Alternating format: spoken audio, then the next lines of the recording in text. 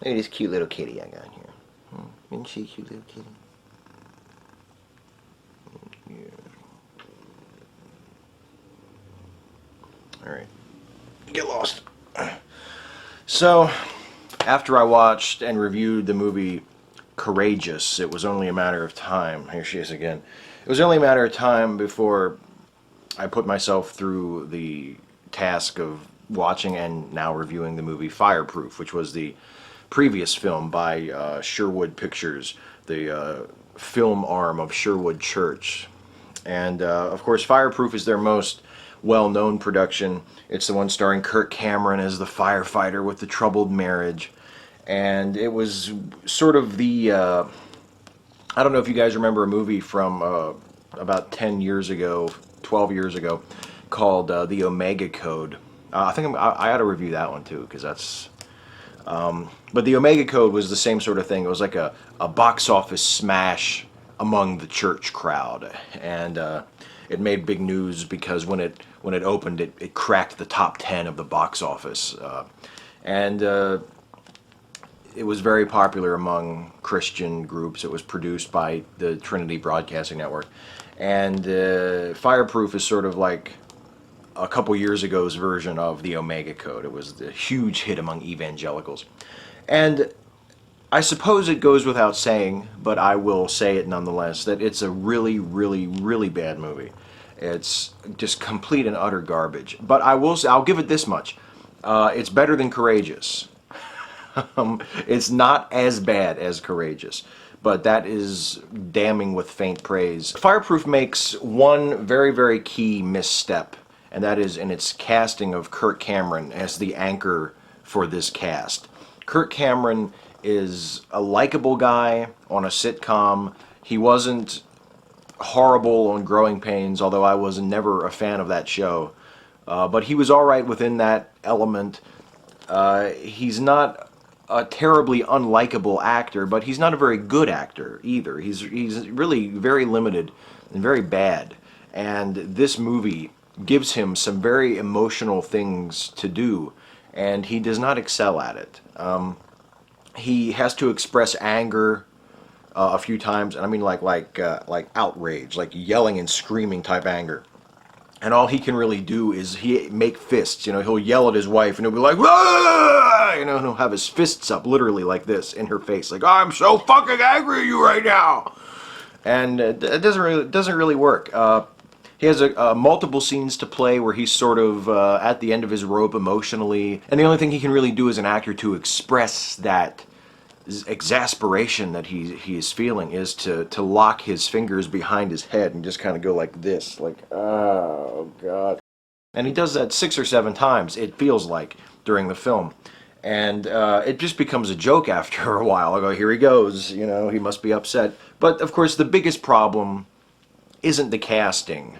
Kirk Cameron is at least an actor. He is at least experienced in front of the camera portraying characters. He has at least that much going for him. He's not terribly good at it, but nonetheless, he has the experience. The real problem with Fireproof, as with Courageous, is that it isn't so much a story with characters as it is a message delivery system. The characters only have value, and the choices they make within the story only carry importance insofar as it leads them to becoming evangelical Christians. It's just like a Bible tract or an evangelical tract dramatized, and so there's no depth to any of it. There's nothing to really care about. There's nothing to invest in as a viewer, unless the only thing you care about, the only thing that makes you happy as a moviegoer, is watching people become members of your religion. This is the second of these Sherwood Pictures films that I've seen. They've done. I know they've done at least one more that I haven't seen, and maybe more than that. I'm not sure.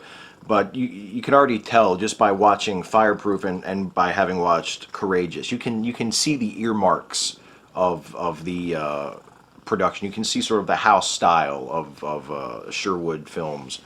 And one of the earmarks seems to be this sort of forced, incredibly tame, almost offensively inoffensive church style of humor. Christian humor is just appallingly bad whenever it's encountered by me, and in this movie it's no different. There's a character who's sort of like an overweight, kind of a doughy guy, like a young guy with blonde hair. Fancies himself a ladies' man, of course, even though he's out of shape and kind of a dope.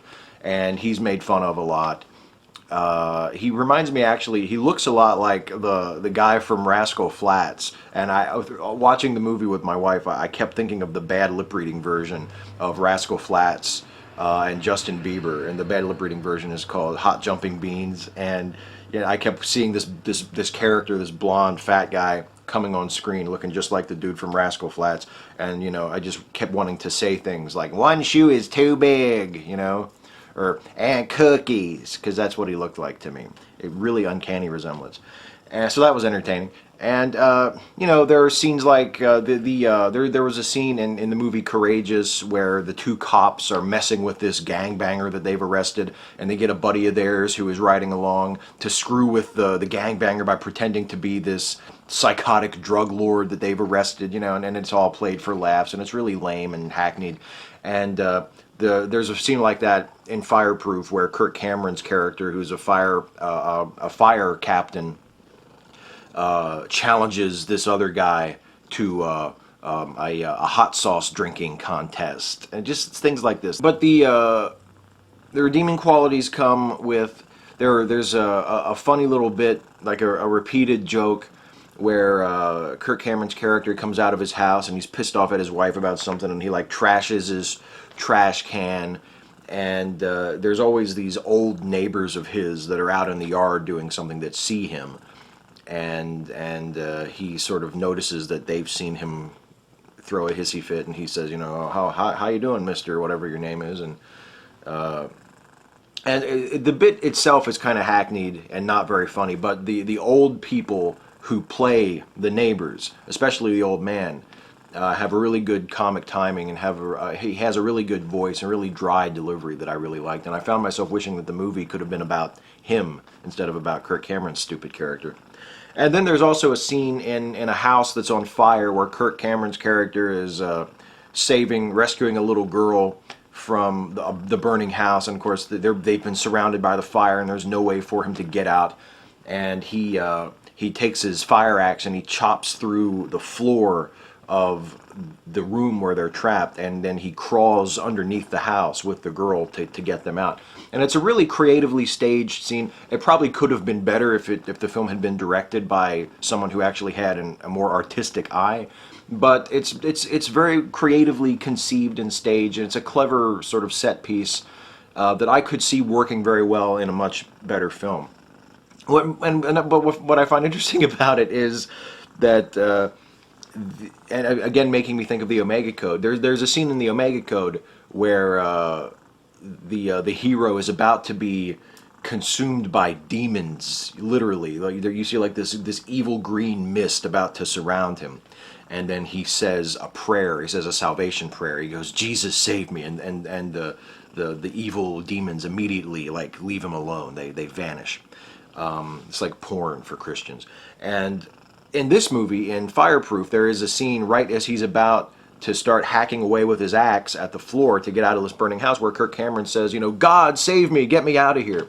And then he immediately starts hacking away at the floor, and he ends up getting out. What I find interesting is, okay, he asks for God to save him, but then he saves himself. He actually rescues himself through his own ingenuity and his own labor. And I guess, I don't know if they meant it to be like that, but I would have to give the filmmakers at least that much credit, that, okay, they show the character, and I'm sure this is not the message that they meant to send, but they show their character asking God for help and then saving his own ass through his own work and his own cleverness and his own determination, which to me is just real life. You can ask God for help if you want, but if you really, really want something to happen, you have to do it yourself, or get some other real person to do it with you or to do it for you. So Better Than Courageous, not exactly a rave review, but Better Than Courageous. Still, you should probably, unless you are a masochist or someone who has a very high tolerance for shitty movies, which I do. I consider myself to have. And this one is a little better for making fun of than Courageous was, if you want to mist it, if you want to give it the Mystery Science Theater treatment. This one is a lot better for that than Courageous was. But still, for most of you, it's probably one to skip. You can miss Fireproof. It's a pretty shitty movie.